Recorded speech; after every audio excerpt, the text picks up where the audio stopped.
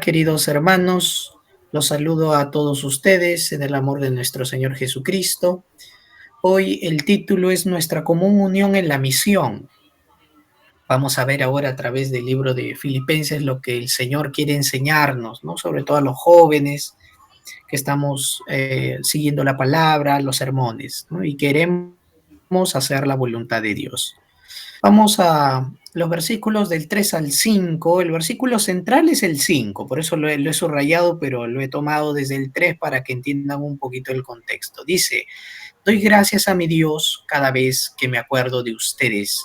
En todas mis oraciones siempre ruego con gozo por todos ustedes, por su comunión en el Evangelio desde el primer día hasta ahora.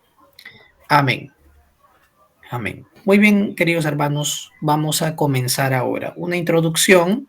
Vamos a entender acerca de nuestra común unión en Cristo. ¿Qué significa estar en comunión? Y debemos de saber algo, hermanos. Debemos de ver que en el capítulo 1 de Filipenses, Pablo escribe a esta iglesia su sentir en la misión del Señor. Y él expresa su gozo y el agrado que él tiene porque sus hermanos siguen perseverando en la fe, siguen adorando al Señor, siguen predicando la palabra. Entonces, él está gozoso de que mantengan su común unión en Cristo, ¿no? Entonces, y él los ama mucho, ¿no? Es el primera del versículo del 3 al 11, vemos toda una oración de agradecimiento de Pablo hacia el Señor. Pero para entender esto vamos a ver cómo se formó los primeros integrantes, ¿no? de la iglesia en Filipos. Ustedes saben que fue una vendedora de púrpura, fue un carcelero y también fue una mujer ex esclava divina y entre otros más, ¿no? Y sus familias, las que se sumaron, ¿no? Entonces, vemos aquí algo muy importante, hermanos.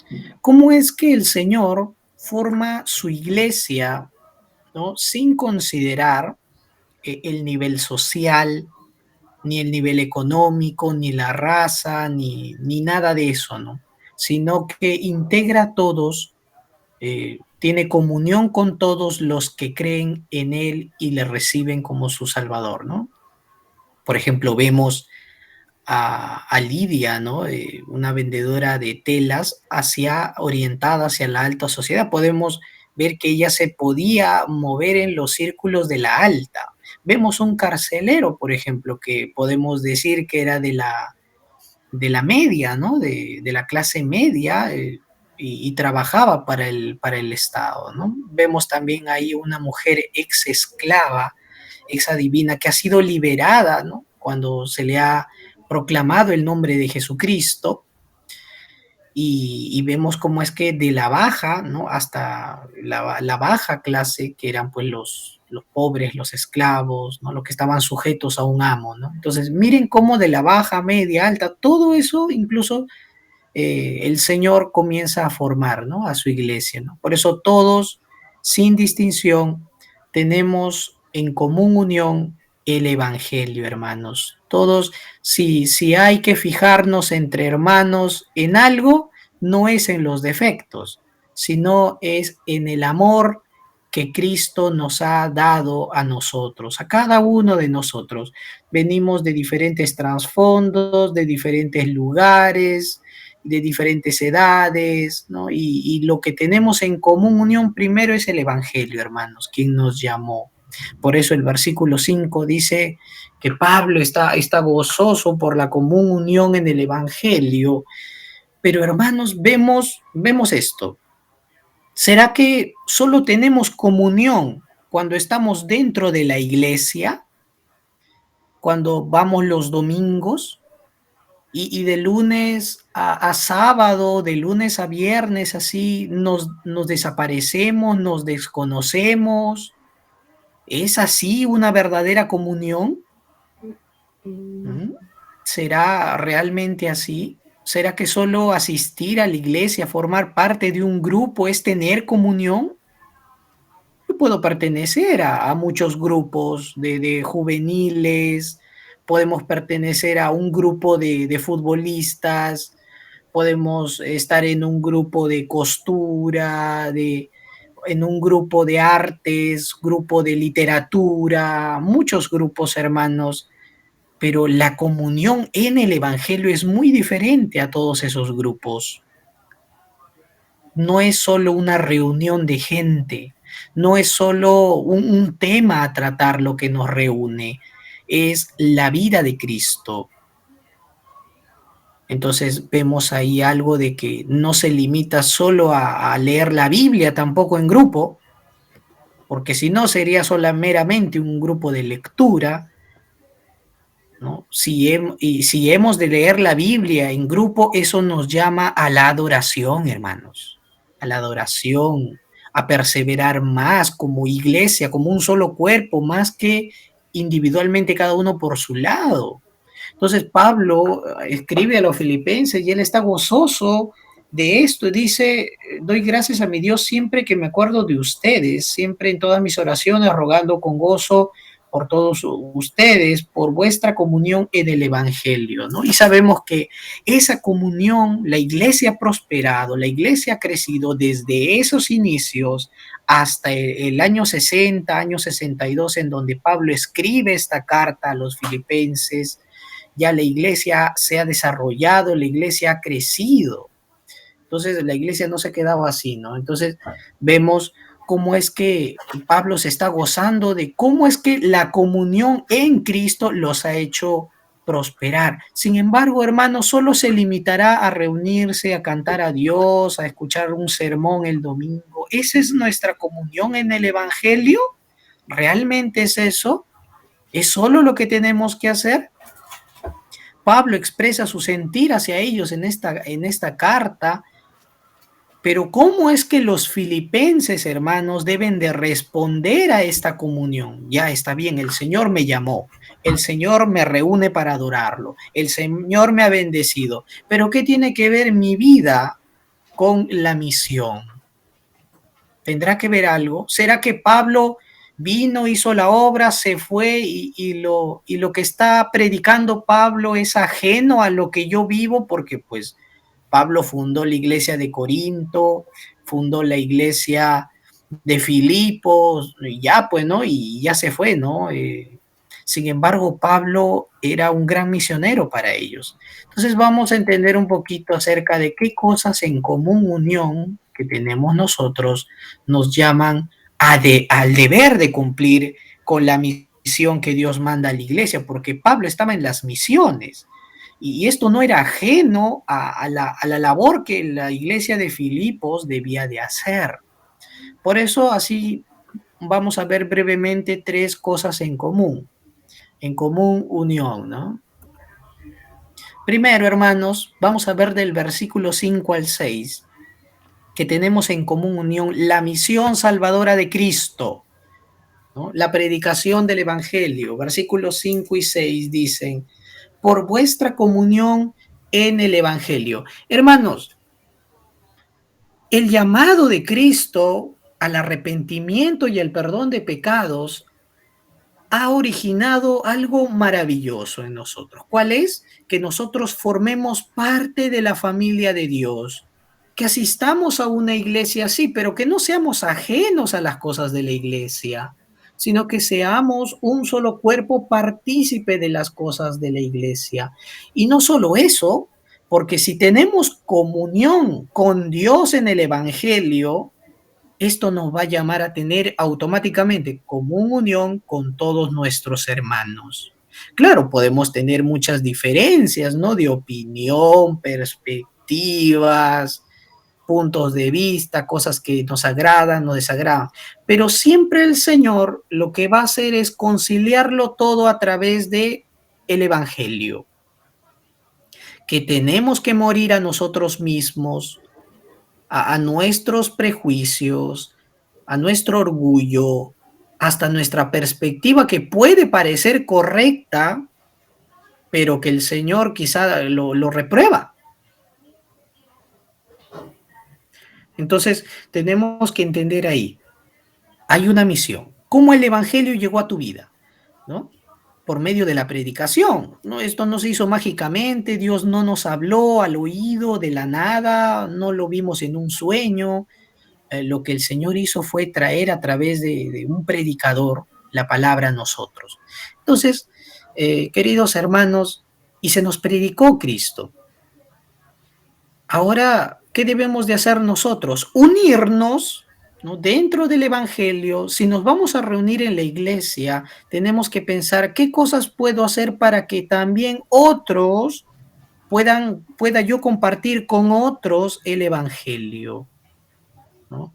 Entonces, eso es algo que debemos de preguntar cada uno en nuestros grupos, a nuestros líderes, nuestros hermanos, que podamos tener esa común unión. Quizás nos reunimos mucho para escuchar música, para pasear, para hacer un montón de actividades, pero hermanos, nuestra común unión ha sido nuestro llamado a dar a conocer las virtudes de aquel que nos llamó de tinieblas a luz, lo dice Primera de Pedro, ¿no es cierto? 2:9, ¿no? Entonces hay que entender eso. 9:2:9 creo, ¿no? Entonces, y dice, y Pablo se goza de su comunión en el Evangelio desde el primer día hasta ahora. Hermanos, yo no persevero en la enseñanza de Dios, yo no puedo perseverar en la adoración, en la oración, en mi vida de fe, fuera del Señor. Miren, esta comunión dentro del Evangelio me ha llevado a fortalecerme en Cristo Jesús. Es decir, podrá una persona que individualista, que se aísla, que no quiere participar de la comunión con sus hermanos, podrá crecer correctamente en comunión con el Señor y los demás si no quiere asistir a la iglesia, ¿m? Si se deja llevar por los afanes de la vida. ¿Qué más importante hay? Otras cosas y no ni siquiera y los afanes son tantos que nos roban el día domingo consagrado al Señor. Entonces ya no somos jóvenes que tienen común unión en Cristo, sino descomunión, desunión, ¿no? Entonces hay que ver qué cosas nos están ocasionando trabas, barreras, que nos están impidiendo crecer en comunión, hermanos. A eso hemos sido llamados. Porque aquel cristiano que persevera, hermanos, lo hace dentro de la comunión en la iglesia, no fuera de la iglesia. Hermanos, podemos leer bastante, podemos orar mucho, podemos sintonizarnos virtualmente los domingos, pero hermanos, la plataforma virtual es una cosa y la asistencia presencial a la adoración es otra. Y jamás la adoración presencial va a sustituir a la virtual. La virtual lo tenemos como medios alternativos cuando ya hay motivo de fuerza mayor y uno no puede congregar, pero cuando hay tenemos que hacerlo, ¿no? Entonces, hermanos, somos uno en Cristo y se nos ha llamado a crecer en esa unidad. Entonces, y eso se va a ver a medida que nos relacionamos con nuestros demás hermanos. Si no hay eso, es muy difícil decir, hoy yo tengo comunión con Dios y no tener comunión con los hermanos. Esto que nos lleve a la reflexión, hermanos. Esto Dios hablándonos. Y la iglesia de Filipos, pues ellos adoraban, se reunían y esto llegaba a los oídos de Pablo. Yo me alegro porque yo oro por ustedes para que perseveren, no dejen de adorar, de reunirse, de predicar el evangelio y ustedes lo han estado haciendo hasta ahora, ¿no? Y el versículo 6 le dice, ¿no? El que comenzó en ustedes la buena obra lo va a perfeccionar. ¿Por qué? Porque incluso dentro de la iglesia, hermanos, hay muchos tipos de creyentes. Hay hermanos con unas actitudes también de envidia, quizá, de orgullo. Hay hermanos que hay veces se disgustan, discuten unos entre otros, pero todos esos problemas tienen que llevarse al perdón, ¿no? Tiene que llevarse a la reconciliación, porque tenemos más cosas en común en Cristo que las cosas en desunión o diferencias que podamos tener. Entonces, hay que evaluarnos. Si tenemos más cosas en común con Cristo, debemos tener, ya no debemos tener muchas cosas en común, ya tenemos que perder las cosas en común para con las cosas del mundo, del sistema pecaminoso. Entonces, eso nos va a ayudar mucho también a evaluar nuestra vida. Y Pablo dice, Dios es el que los va a hacer perseverar. Y ese es un poco de la doctrina de la doctrina de la gracia que nosotros hablamos, que es la perseverancia de los santos, hermano. Porque si tú has sido llamado hijo de Dios, salvado por Cristo, tú vas a perseverar. El salvo persevera hasta el final. ¿Por qué?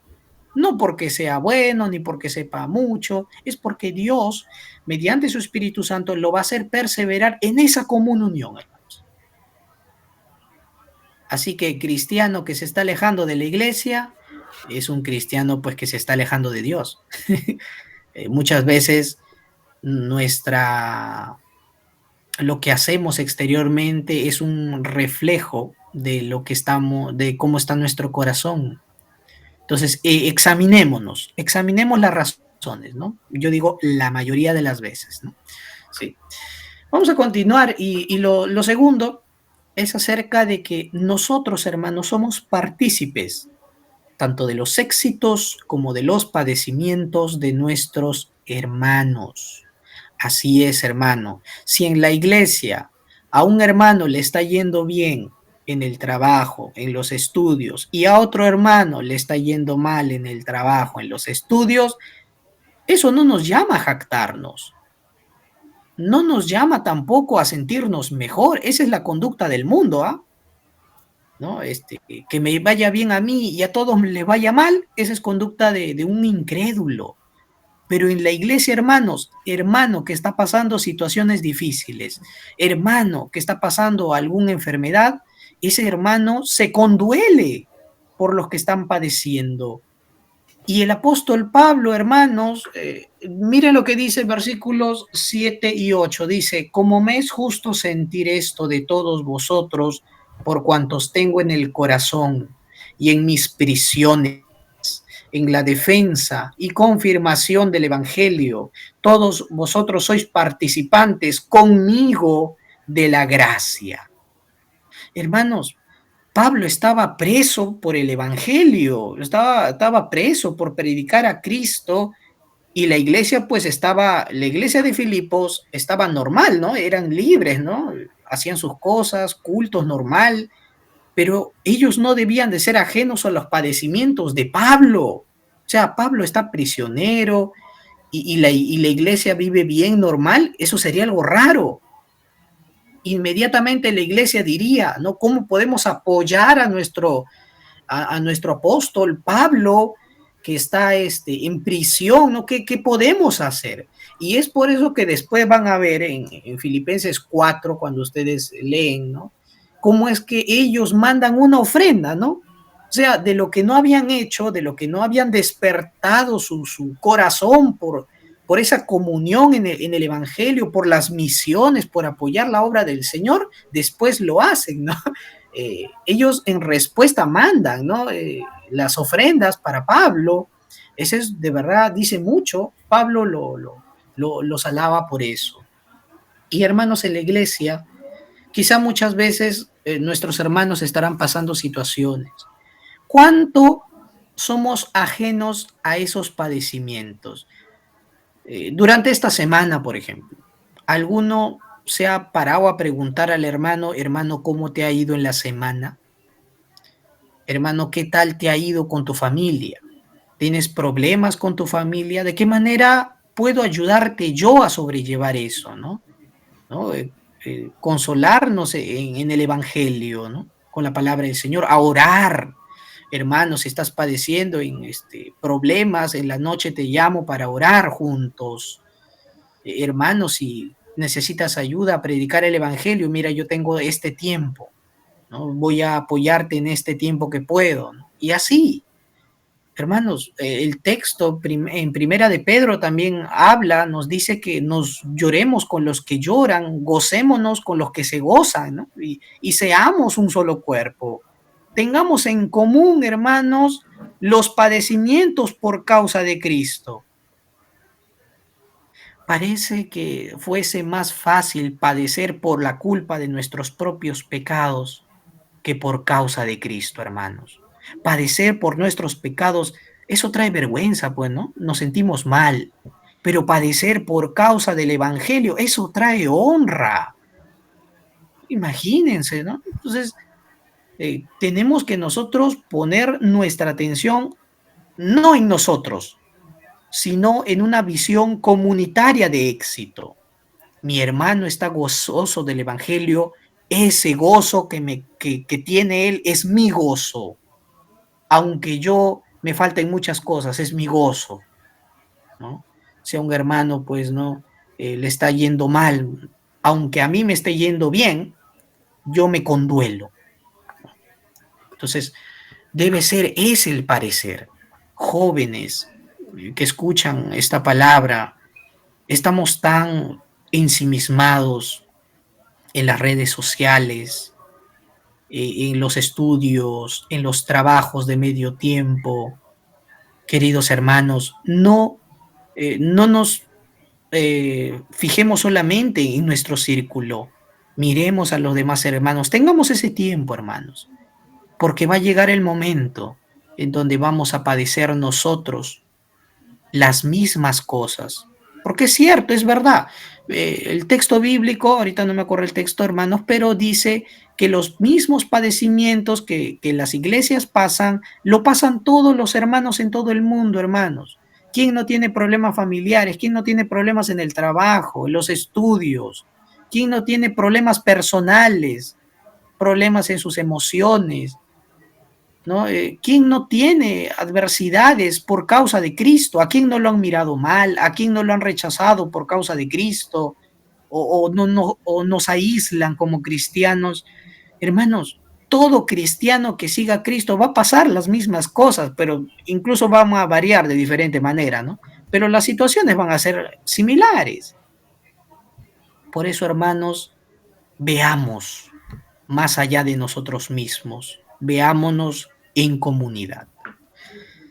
Y como tercero, vemos que dentro del Evangelio podemos desarrollar una verdadera adoración, pero una adoración, hermanos, racional, no una adoración mística y con una fe ciega, ¿no? Es una fe racional.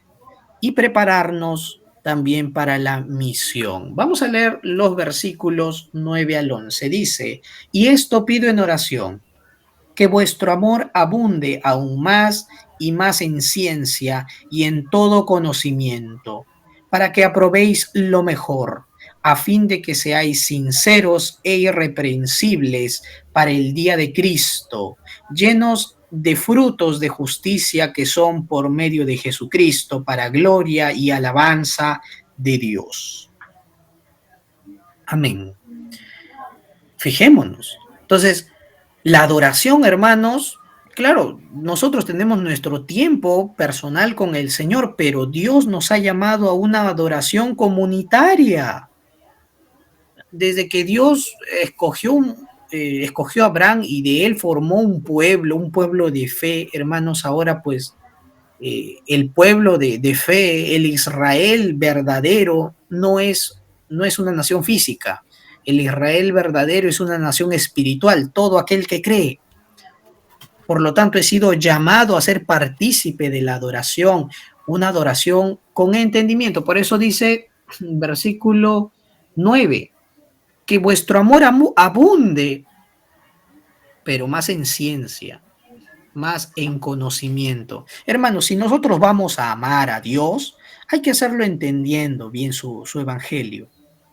No hay que seguir a Dios a ciegas. Y si vamos a ayudar a amar a nuestro prójimo, no lo hacemos a ciegas tampoco. No lo hacemos por hacer. Nuestra adoración, hermanos, son todos los aspectos de nuestra vida. No estoy refiriéndome solamente a adorar los domingos. La adoración del cristiano es toda la vida, es dentro y fuera del templo. Nuestra adoración es racional, es porque nuestra adoración va conforme al conocimiento de la Biblia. Por eso es racional. No adoramos en vano. ¿Cómo adoraban los griegos? Porque en aquella época de Pablo era el pensamiento griego el que predominaba. Ellos pues se guiaban según las costumbres, según las supersticiones, y así la gente se deja guiar y clama a Dios según sus propias ideas subjetivas. Pero el cristiano, hermanos, adora de manera racional, adora en ciencia y en conocimiento, ama también en conocimiento. Si yo conozco cómo es mi hermano, yo voy a poder amarlo correctamente, yo voy a poder tratarlo con sutileza. Si sé cómo es el hermano, no lo voy a tratar como otros. Ustedes saben que el carácter de los hermanos no es el mismo siempre. Hay unos más que son humildes, otros quizá pues son más desafiantes, otros son más pasionales por la obra, otros más son con corazón así de humildad, ¿no? De pastoral. Y tenemos muchas actitudes. Sin embargo, hermanos, nuestro trato tiene que ser conforme a cada uno, llevando el Evangelio como Dios desea a cada uno de nuestros hermanos. Y también nos habla de prepararnos para la misión, porque nos dice, a fin de que seáis sinceros y irreprensibles, dice, ¿no? Y dice 11, llenos de frutos de justicia, que son por medio de Jesucristo para gloria y alabanza de Dios. Hermanos, hemos sido llamados a dar frutos. Aquel que permanece en el Señor, aquel que tiene comunión con Dios, automáticamente va a comenzar poco a poco a mostrar esos frutos de justicia. Y esos frutos de justicia, hermanos, son el arrepentimiento, es el amor, la fe, ¿no? Y es todo lo que forma parte del fruto del Espíritu, ¿no? Y sí, nos dice que los frutos que demos van a ser para la gloria del Señor, porque vienen del Señor. Cuando no son frutos de justicia, sino son frutos de injusticia, cuando lo que estoy cultivando, lo que estoy viviendo, está centrado en mí. Ahí ya no van a dar frutos para gloria, sino para deshonra. Entonces, pongamos nuestro corazón realmente dentro del Evangelio, como dice el versículo 5, ¿no? Nuestra comunión está dentro del Evangelio y es en Cristo, en el Evangelio, donde vamos a ver los frutos. Se va a ver ese desarrollo espiritual. Por eso dice el 10, para que sepan aprobar lo mejor. Hermanos, siempre van a haber problemas en la iglesia. Vamos a tener que decidir, siempre vamos a estar tomando decisiones en cada situación y tenemos que decidir para bienestar de nuestros hermanos. ¿Qué es lo que al hermano le beneficia más? ¿Qué es lo que lleva gloria para Dios? ¿Qué es lo que beneficia al Evangelio? Esa decisión que vamos a tomar tiene que ser así. Y también dice, a fin de que seáis sinceros e irreprensibles para el día de Cristo. Es así como el Señor nos prepara. ¿Cómo daremos testimonio a otros si no cultivamos esto primero en comunidad, en la iglesia, en nuestra comunidad de fe? Es ahí donde comenzamos a tratar a nuestros hermanos para mostrar la luz de Cristo después a los demás, a los que no creen. Bueno, hermanos, que esta palabra haya sido pues de edificación, de bendición también y nos haga meditar en las actitudes, las cosas que debemos de cambiar y que debemos de hacer para con Dios. Muy bien, la conclusión